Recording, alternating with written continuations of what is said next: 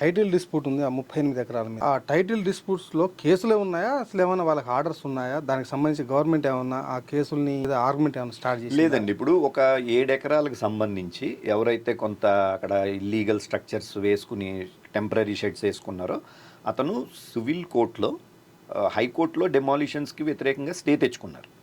But కింద కోర్టులో, civil కోర్టులో అతను టైటిల్ డిస్ప్యూట్ అతను ఓడిపోయాడు. అతను టైటిల్ గవర్నమెంట్కే టైటిల్ అని చెప్పి చాలా డీటెయిల్డ్గా ఆమె ఆర్డర్ కూడా పాస్ చేయడం జరిగింది. ఆర్డర్ వచ్చింది, గవర్నమెంట్ది ఈ ల్యాండ్, అసలు నీకు టైటిల్కి చెప్పడానికి నీకు ఎక్కడ ఎవిడెన్స్ లేవు, నీవు ఎవరి దగ్గర అయితే కొన్నానని క్లెయిమ్ చేస్తున్నావు అసలు వాళ్ళకే లేవని కూడా చెప్పడం జరిగింది. వాళ్ళ మొత్తం ఒక 600-700 ఎకరాలు మావి, ఈ విలేజ్ అంతా మాది, వాళ్ళ వారసులు అని చెప్పని అట్లా ఏదో కేసు నడిపిస్తారు. చాలా కేసులు.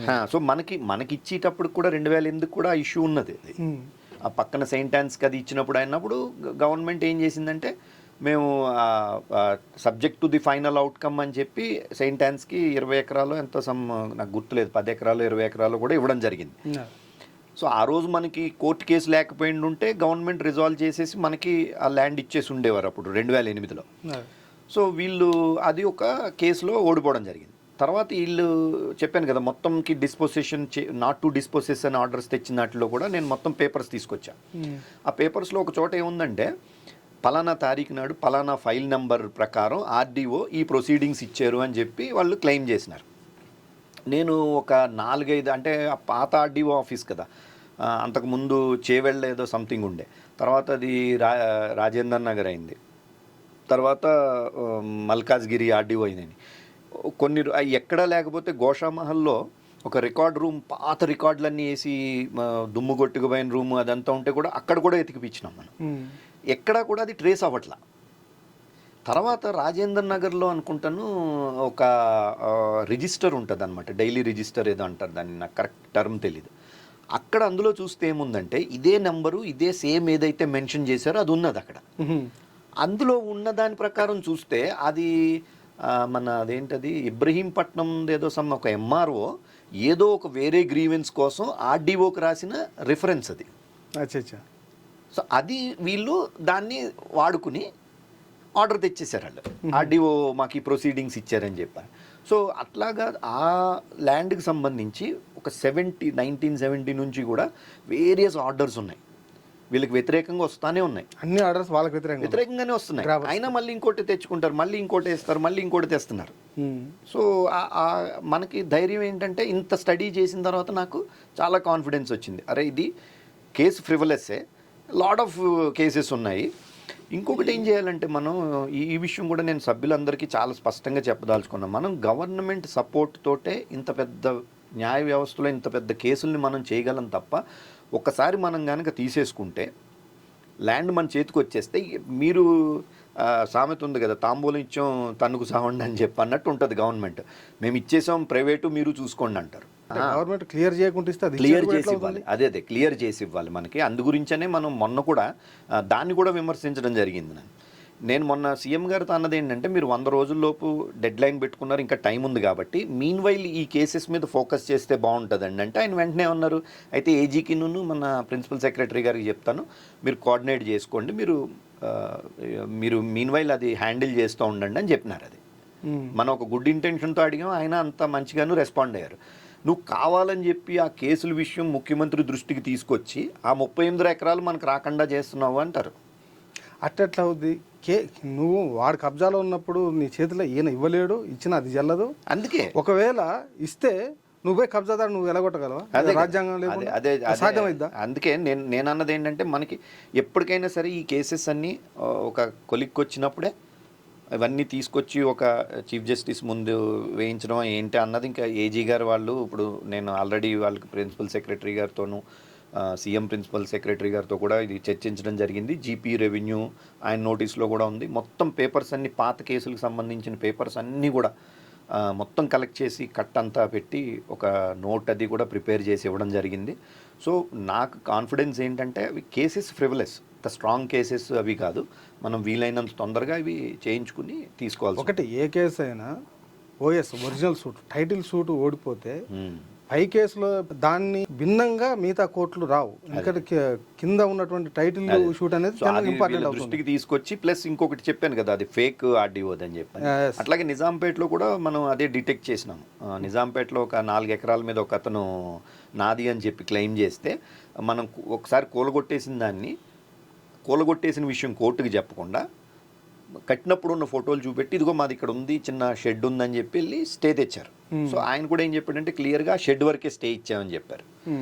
అయితే ఇతను ఏం చేశాడంటే 1 నైట్ కూర్చుని ఐరన్ ఫెన్సింగ్ 4 ఎకరాలు నాది అని చెప్పి పెట్టడం జరిగింది.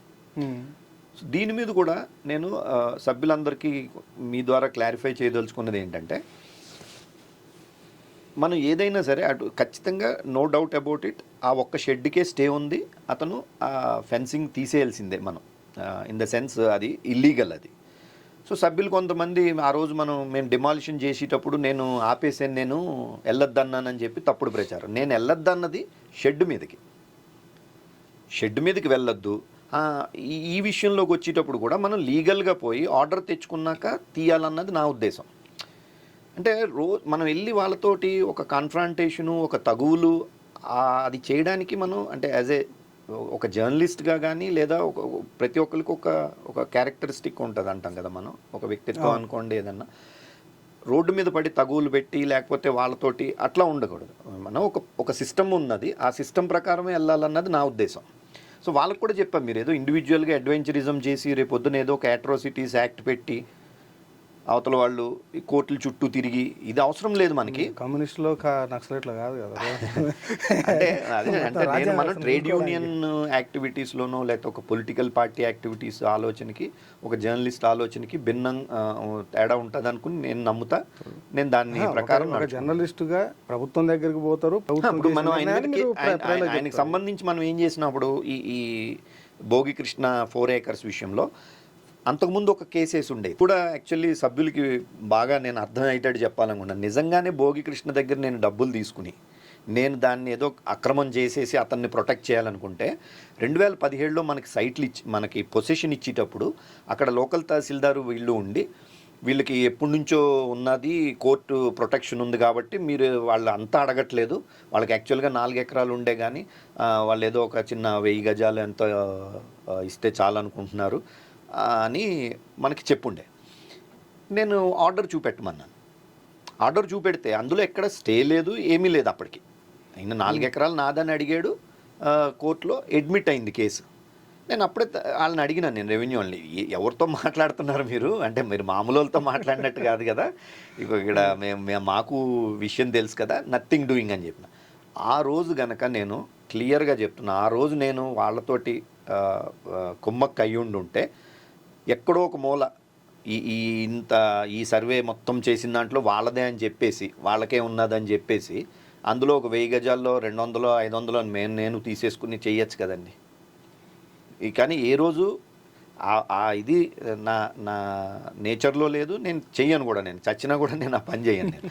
సో అప్పుడు ఏం చేసినామంటే మనం కుదరదు, మీరు ఇతనికి ఏమీ అధికారం లేదన్నాము. అతను వెళ్ళిపోయిన తర్వాత కూడా వాళ్ళు ఫెన్సింగ్ వేసేటప్పుడు ఏం చేశారంటే మళ్ళీను ఎక్కడెక్కడ డిస్ప్యూట్ వస్తే వాళ్ళు ఆగిపోయారు. అక్కడ డిస్ప్యూట్ దగ్గర వేయలా, ఫెన్సింగ్ వేయకుండా అలా ముక్కల కింద వదిలేశారు. ముక్కల కింద వదిలేస్తే రెండోసారి మళ్ళీ ఇతను ఎప్పుడైతే స్టే తెచ్చుకున్నాడో పేపర్స్ చూసినాము. నాకు ఆ పాత కేసు ఐడియా ఉంది, ఈ ఎంఆర్ఓ వాళ్ళు చేయడము ఇదో కేసు వేసారని ఉండడం ఉంది కదా. ఆ కేసు పేపర్స్ తీస్తే అందులో లావణి పట్ట చేత్తో రాసుంది, ఏదో తండ్రి పేరు ఇవన్నీ ఏదో సంథింగ్. ఇందులోకి వస్తే ప్రింటింగ్ ఉంది. So it is a clear case of fraud. అది ఫ్రాడ్ కేసు. మనం వెంటనే కోర్టు కూడా మనం కూడా అఫిడవిట్ వేసినాము, అందులో ఇంప్లీడ్ వేసుకుని వీళ్ళు అసలు ఇతనికి ఇంత ఫ్రాడ్ చేసినాడని చెప్పినాం. మనం పోలీస్ స్టేషన్లో కంప్లైంట్ ఇచ్చినాం. నాకు చాలాసార్లు వాళ్ళు ఫోన్ చేసేవారు, సార్ ఏదో ఒకటి మీరు లోకాయుక్తలో తేల్చేసుకోండి సార్, మా దగ్గర కంప్లైంట్ ఉంది సార్ అనేవారు. మేము కంప్లైంట్ ఇచ్చింది విత్డ్రా చేసుకోవడానికి కాదయా, నువ్వు రూల్ ప్రకారం చెయ్యి అది ఇదంటే దానికి సంబంధించి ముందుకు వెళ్ళలేదు. ఇప్పుడు సభ్యులు ఇంకోటి కూడా అర్థం చేసుకోవాలి, ఒక అధికారిని బట్టి కూడా కొన్ని విషయాలు నడుస్తూ ఉంటాయి. ఇప్పుడు ఇతని షెడ్ ఎప్పటి నుంచి ఉన్నాడు, నరేంద్ర బాబు అన్నట్టు ఇంచుమించు 20 ఏళ్ళ పైనుంచి ఉన్నాడు. మనకి ఇచ్చిన తర్వాత 2008 నుంచి 2022 అంటే 14 ఏళ్ళు వాడు కబ్జాలోనే ఉన్నాడు. కలెక్టర్ కింద అప్పుడు హరీష్ గారు ఉండే. ఇట్లాగే నడుస్తుంది, వాడికి ఉన్నాయన్నీ ఎగ్జాస్ట్ అయిపోయినాయి. వాడు రెగ్యులరైజేషన్ పెట్టుకుంటే రిజెక్ట్ చేయించేసినాము, వాడికి ఏ విధంగానూ లేదు. It is a clear encroachment అది. సో వన్ ఫైన్ డే వెళ్ళి డిమాలిషన్ పెట్టినారు. సో ఆయన అంతకుముందు మరి శ్వేతా మోహంతి ఉండే, అంతకుముందు ఎంవి రెడ్డి ఉండే, వీళ్ళందరినీ అడిగినాం మనం. ఈయన ఒక నిర్ణయం తీసుకున్నాడు. సో అధికారులు బట్టి ఒక్కొక్క అధికారి ఒక నిర్ణయం తీసుకున్నాడు. సో మనం పర్సూ చేసుకుంటూ వెళ్తూ ఉండడమే తప్పితే వీలైనంత ప్రెషర్ పెడతా ఉంటాం. కొంతమంది యాక్ట్ చేయొచ్చు, కొంతమంది డిలే చేయొచ్చు. బయటకు వెళ్ళాడే ఉన్నాడు. కబ్జాలోంచి పూర్తిగా బయటికి గెంటేసినాము. బయటికి గెంటేయడమే కాకుండా నేను ఎవ్రీ టైం కబ్జాలో విషయం వచ్చినప్పుడల్లా పోలీసులు కానీ రెవెన్యూ వాళ్ళు కానీ మనకి ఎప్పుడు కూడా వాళ్ళు కంప్లైంట్ చేసేవారు మన మీద, హయ్యర్ అప్స్కి. సార్ వీళ్ళు 1500 కోట్ల ఆస్తి సార్, అది వీళ్ళకి లెక్క పత్రం తెలియట్లేదు అసలు, ఎంత వాటిని మొత్తం అసలు కాంపౌండ్ వాళ్ళు కట్టుకోవాలి కదా అనేవారు.